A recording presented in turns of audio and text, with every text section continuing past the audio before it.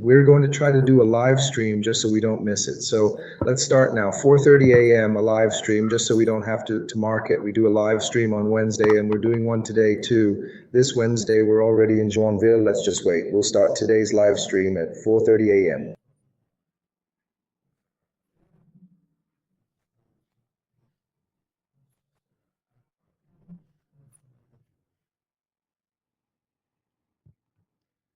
Just a minute so we can start the live stream. Everything's fine. Let's see. So how will it turn out?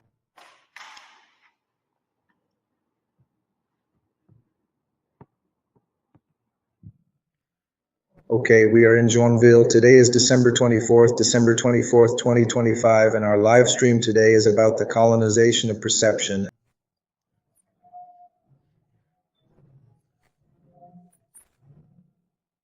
At Christmas. So we're going to talk a little about some important aspects of what Christmas is and how Christmas was constructed. And these perceptions, how we can see and how we can change our perception of Christmas in our bodies. And this is very important. Look, the colonization of perception is something fundamental for us to understand. What is perception? Your perception is your reality. This is interesting for you to know. It's interesting for me to know. We perceive, and what we perceive is our reality.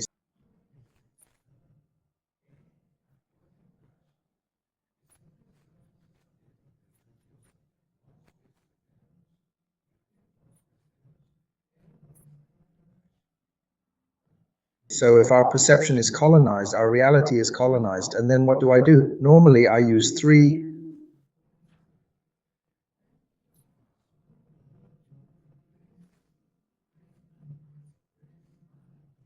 I became very strong in another area, specializing over time to understand these things about colonization. So one of the things I thought about and did a lot was the following. First, the political aspect, then the spiritual aspect, then the neuroscientific aspect. And these three things give us a certain maturity because opening up these fields makes perception very important. In the scientific aspect, which I always talk to you about, it's proprioception and interoception. These are two very important things for you to know how the mind works, how it functions.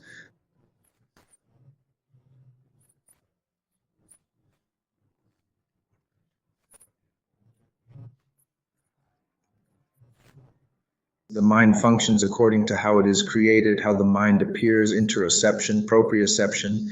In the political aspect, and it's fundamental that you know this, you have to think about biology, about a cell. What does the cell need? It needs security. It needs, if the human cell, it will need water, it will need energy, it needs oxygen. It depends on the cell it is. So look, the cell needs to be respected. It needs protection. It needs energy. The cell duplicates itself. It differentiates itself, but the cell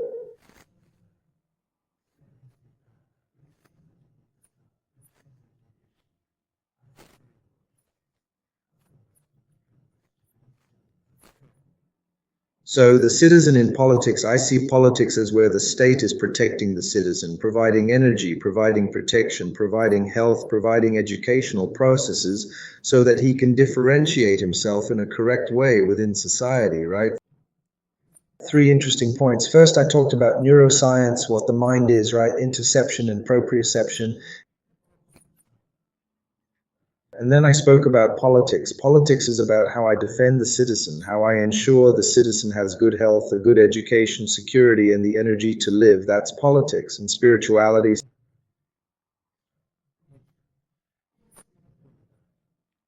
Spirituality, I always use a parameter called Yahami to address spirituality a bit more. Yahami is that process where the baby begins to imitate, creates habits, beliefs, customs, habits, beliefs, and then faith, which is very important. And then faith will have two parts. I'll go to blind faith or high performance. Blind faith is simply the child who, for example, has learned to walk or has learned to talk and no longer wants to change or improve their speech. I know, and that's not going to change anymore. Blind faith is believing that one already knows. It doesn't improve what already has performance. It doesn't improve speech. It doesn't improve words. It doesn't improve walking. So blind faith is a belief. In what has already happened, it works, but I don't want to improve. So blind faith is not wanting to improve. But in the moment of faith, I can move towards high performance and metacognition. At that moment, with high performance and metacognition, you begin to develop faith in how I can improve my walking, how I can improve my speaking, my listening, my perceiving. These 3 points, then, I'm talking to you about politics, religion, and neuroscience.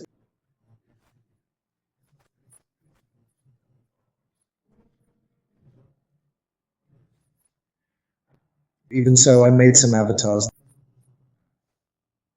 These avatars are a way that when you address an aspect, something in society, you have to approach it through something that you see in concreteness, see in the materiality of things.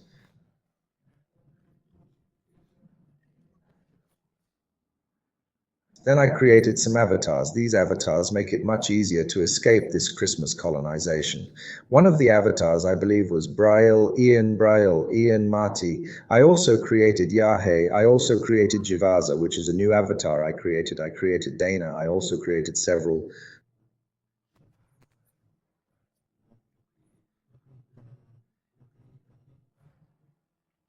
After all, these avatars represent a way of understanding what can be measured within human experience, of concreteness, of materiality. And through this measurement, how can I see this event or this reality through something material, through something concrete?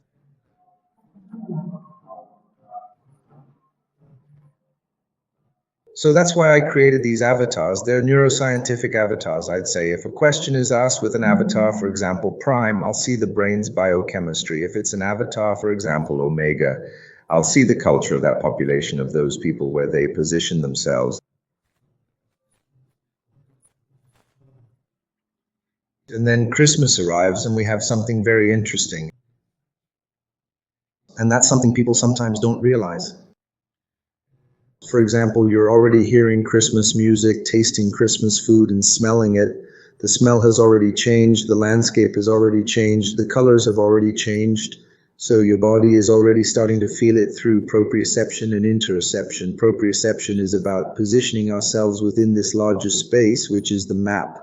Positioning ourselves within this larger space, which is the room where you are, where the little person is in your house. Interoception is also about your biology, your things, and this feeling you have has already been brought in from the outside. It's not always what you wanted,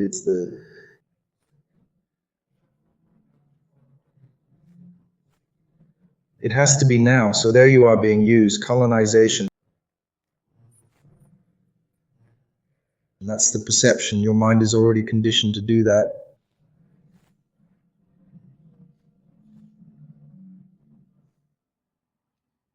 In the other live stream, I said, look at the problem we have. We're in the southern hemisphere. It's very hot here. And Christmas for the northern hemisphere is too cold because it's the winter solstice. The nights get longer and the days very short.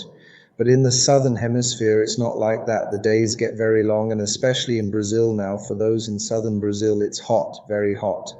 So you have a conflict of action and interception. You want to stay, you want to go out, you want to connect, and you don't want to enter, you don't want to reduce. So our way of life has been somewhat colonized.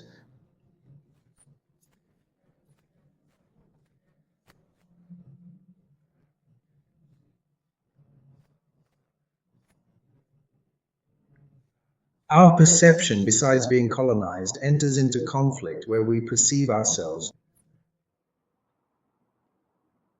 Do you understand where you perceive in this space you are in this environment you're in these charms, in these songs? Christianity came and it fulfilled an almost military mission at the beginning to really decimate other religions on the American continent, but now it acts to give you hope, to give you an idea of light, of well-being, of love, of peace.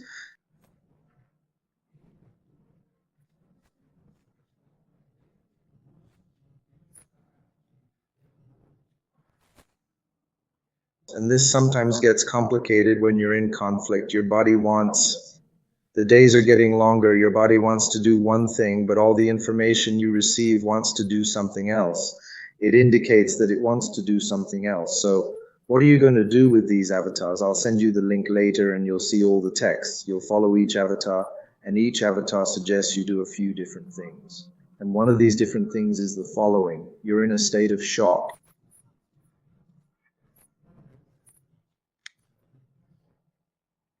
You want to consume, you want to buy, you have to give a gift to someone. At that moment, you simply find your balance. Breathe deeply for about 90 seconds. Feel your spine, feel your chest, breathe, and with your eyes closed for 90 seconds.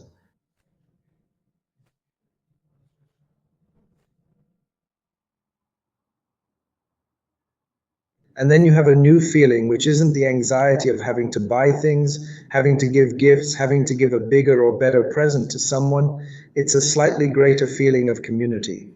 Another thing we noticed, and one of the avatars of Vasas will talk about this, is that you arrive at your house at the time of the event, for example, Christmas, and you notice some tension, some conditioning that forces everyone to feel this or that, to do this or that. But at other times, you have a synchronicity, everyone is together.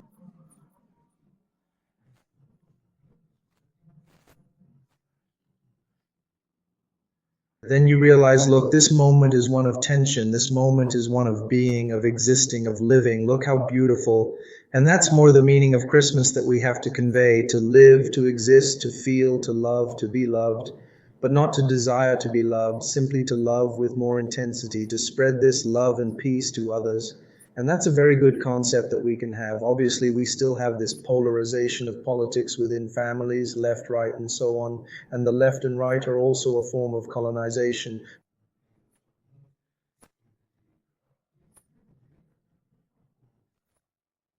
My father in law told me I'm right wing because look, when you turn on a tap, you turn it to the left.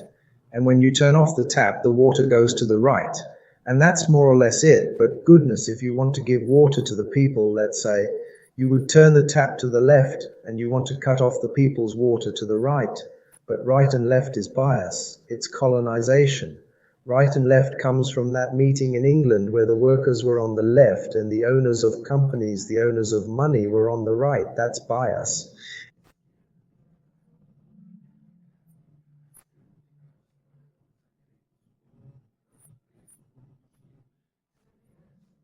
In both right wing and left wing governments, the bank always profits. It maximizes profitability. Nothing changes. It doesn't change.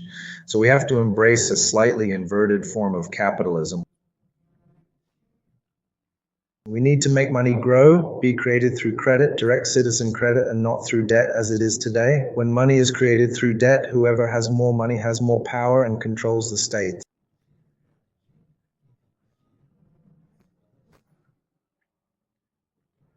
So it's not about left and right. Choose your representative, choose your things, and vote for whoever you think is coolest.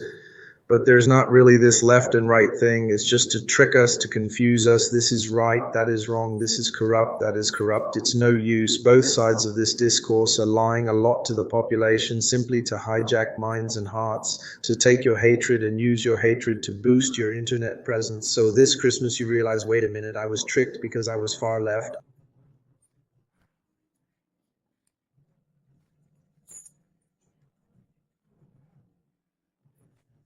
I was deceived because I was far right. Hold on, far right, left. There's no such thing. There isn't. There isn't. That's situational. There's a very strong polarization movement just to win votes.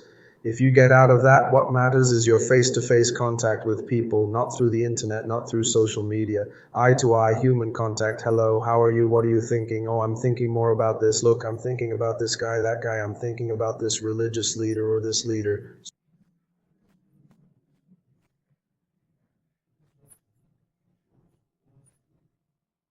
Social or political leader, because in fact in these three phases that I'm talking about, that you mentioned, neuroscience, politics, and religion, we are bringing things together. There is no difference. There is no difference.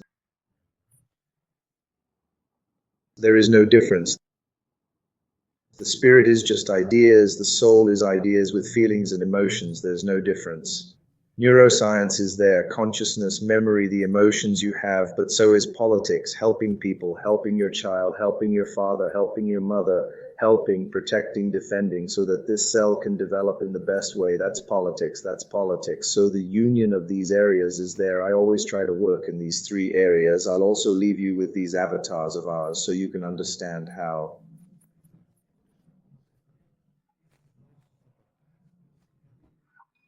You can make a small change here, a small change there, and you adjust for your well being. so you can face things and see things in a more pragmatic, more realistic way.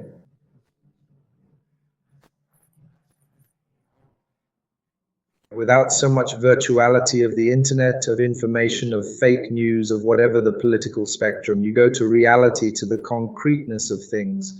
That's why I created these avatars of ours, to see what can be measured materially, what cannot be measured, you cannot quantify. It's no use, you can't measure it, then it's just faith. Oh, it's faith, it's this, it's that. Hold on, we need relationships, we need to live, we need to be better ourselves in our relationships with others.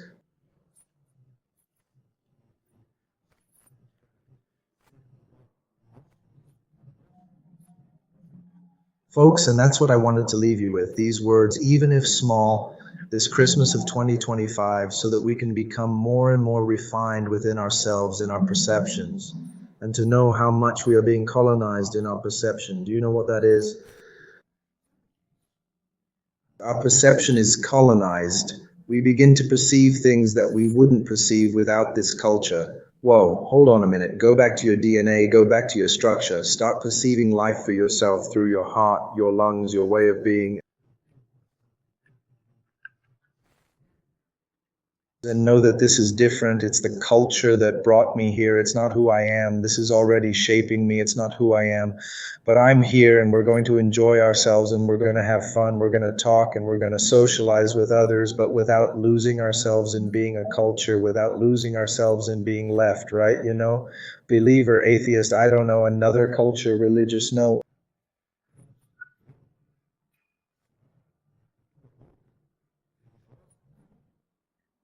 Above all, you are, and we are this planet. We didn't come here from another planet. Every atom of you is from this planet, so you are the planet, and we will synchronize with the living beings that are on the planet. Merry Christmas to everyone. May everyone have a nice, delicious, pleasant dinner, and think a little more, and know that this world you perceive.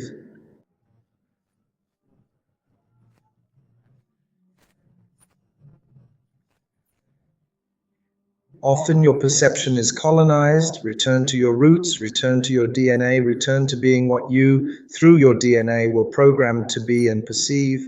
A big hug, Merry Christmas to all, and happy holidays, and until next Wednesday.